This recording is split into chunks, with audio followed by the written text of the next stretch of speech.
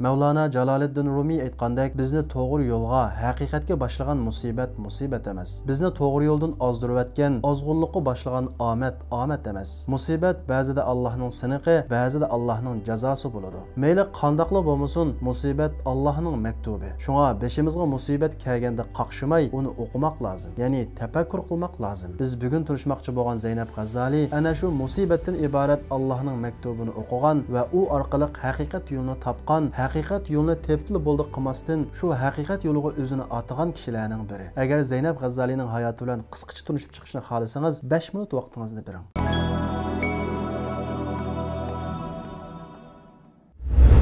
Zaynab G'azali 1971-yili 1-oyning 2-kuni Misrning Diqiliya viloyatida tug'ildi. Uning dadasi Azhar olimlarining biri bo'lib, Zaynab G'azalini kichkidan boshlabla diniy jihatda va jasorat va jur'at jihatda alohida ahamiyat berib tarbiyalaydi. Zaynab G'azali kichik vaqtida dadasi uningga yog'ochdan qilich yasab berib, birga o'ynaydi va islom dunyosidagi mashhur chidamchan va botur ayol sahaba Nusaybani o'ziga ulgu qilsin deb uni doim qizim Nusayba deb chaqirdi. Zaynab G'azali 11 yosh kirganda dadasi vafot topadi. Onasi uni va boshqa qarindoshlarini elib Qohiraga ko'chib ketadi. Uning she'riga alohida ishtiyoqi bo'lib, nutq so'zlash jihatdami alohida iqtidori bor edi. Dadasining uningga singdirgan jasorat va jur'ati uning iqtidorini namoyon qilishda muhim rol o'ynaydi va savoqdoshlari va maktab ichida nihoyat tezlik ko'zi ko'rinadi. U to'liq o'tir maktabga chiqqan vaqtida Misrda yangidan bosh ko'tarib avj olgan Ayollar birlashmasi jamiyatining qurg'uvchisi Huda Sha'ravining leksiyalari qatnashadi va Huda Sha'ravining ayollarni ozod qilish nomida elib borgan ayollarni hijoblarini tashlashga chaqirgan leksiyalarining ta'siriga uchraydi. Zaynab G'azali uzoq o'tmayla Huda Sha'ravining Ayollar birlashmasi jamiyatiga rasmiy a'zo bo'lib kiradi. Bu jamiyatning asosliq maqsadi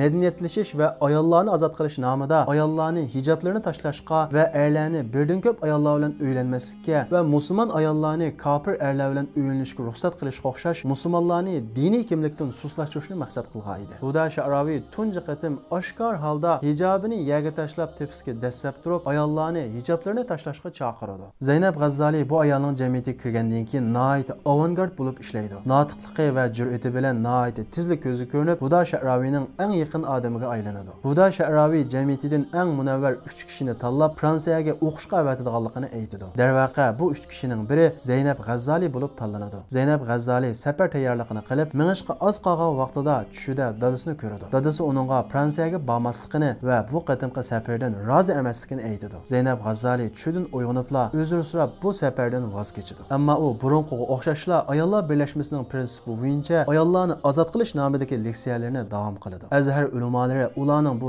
zaharlik fikriga qat'iy qarshi turadi. Hatto ular fikr to'plash orqali Zaynab G'azalini leksiya so'zlashdan cheklash talabini sunishni o'ylashadi. Ammo Azhar ulamolaridan Sheyx Muhammad Najjar degan kishi Zaynab G'azali bilan fikrlashib beqish taklifini o'tirib qo'ydi va Muhammad Najjar Ayollar birlashmasiga berib Zaynab G'azalining leksiyasini anglaydi. Zaynab G'azali leksiyasini tugatgandan keyin Muhammad Najjar Zaynab G'azalining qashig'iga berib, uning bilan fikrlashib beqish niyatining borligini aytadi. Zaynab G'azali nihoyat xushallik bilan qabul qiladi. Muhammad Najjar Zaynab G'azali bilan uzoq munoziralashgandan keyin uningga Allohdan hidoyat tilab duo qiladi. Zaynab G'azali hayron bo'lib, o'zining musulmon ekanligi, maqsadining faqat ayollarni ozod qilish ekanligini aytadi. Shuningdan boshlab Zaynab G'azali bilan Muhammad Najjarning munosabati quyuqlashadi va Zaynab G'azali ba'zi tushunmagan masalalarni Muhammad Najjardan so'rab bilib oladi. Zaynab G'azalining hayotida yuz bergan bir musibat uning hayotining burilish nuqtasi bo'lib qoladi. U bir kuni oshxonasida tomoq etayotganda gaz to'ng'i portlab ketadi. O't uning badaniga tutishib, ig'ir yaralanib, chal o'lik bo'lib qoladi. Uzun muddat o'rin tutib yetib qoladi. U yetish jarayonida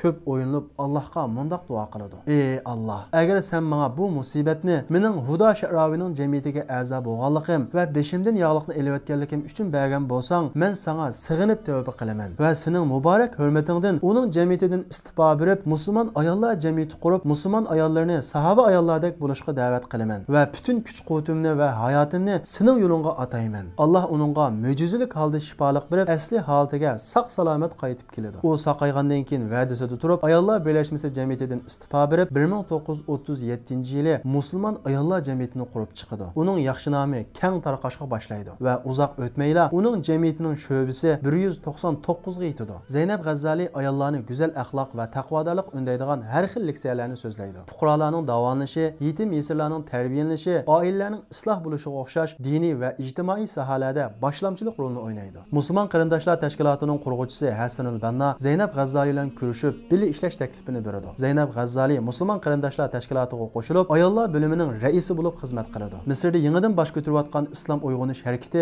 Zaynab G'azzolining faoliyatchanligi bilan texmi yuqori pallaga ko'tarilib, tez suratda kengaydi. Buningdan tahdid his qilgan Misr mustabid hokimiyati Misr raisi Jamal Abdunnosirni o'ltirishni plan qilgan degan tuhmat bilan Musulmon qarindoshlar tashkiloti qarta keng ko'lamli tutqun qilishni boshlaydi. Nurg'un olim va mutafakkirlar qo'lga olinadi. Zaynab G'azzoli bu siyosatga qat'iy qarshi turadi. 1964-yili 8-oyning 20-kuni Misr saqchilari Zaynab G'azzolining uyiga besib kirib, uni qo'lga oladi va Zaynab G'azzoliga muddatsiz qamoq jazosi beradi. U turmada tok so'qtirilish, izzat obro'yi tahdidga uchrash, g'oljir itloqqa taltish, hasharat va chashqonlar bilan birga sulab qo'yish, yemak ichmaksiz qoldirish, qamchilash va qabih tillar bilan haqoratlash qatorliq inson qalbidan chiqqan qiyin qistoqlar bilan qiynaladi. 1971-yili Jamal Abdunnosir o'lib, Anvar Sadat hokimiyat beshiga chiqqan vaqtida Saudiya podshohi Faysalning o'tirg'i tushishi bilan Zaynab G'azzolini bundan keyin leksiya so'zlamaslik sharti bilan qo'yib berishga ma'qul bo'ladi. Lekin Zaynab G'azzoli bu shartni rad qiladi. Oxirida ular Zaynab G'azzolini shartsiz qo'yib berishga majbur bo'ladi. Zaynab G'azzoli turmadan chiqib, burunqidimi bakra qaysarlashib ketadi. Misr ichida va boshqa davlatlarga berib leksiya so'zlaydi. Afg'oniston urushida Afg'onistonga bir qancha qatim berib, Abdullah Azzam boshchiligidagi muhim uch qo'mondonlar bilan ko'rishib fikrlashadi. Pokistonga borganda Pokiston raisi Ziyaul Haq uni qarshi olib, uning bilan 2,5 soat paranglashib fikrlashadi. U yana zindon xotirasi, Allohning kitobiga nazar, yangidan uyg'onish, Allohning go'zal ismlari, balog'at davridagi qiz o'g'illarning qiyinchiliklari, qizimga 40 hadisning sharhi qatorliq kitoblarni yozib chiqdi. U asli kasbi bo'lgan doktorlikni tashlab 55 yil hayotini, ya'ni yarim asrdan ko'proq hayotini maxsus islom xizmati uchun atab 88 yoshida 2005-yili 8-oyning 3-kuni Qohirada vafot bo'ldi. لأجلك يا ربي نسعى بلا توان وتحلو طريق الخطر نسير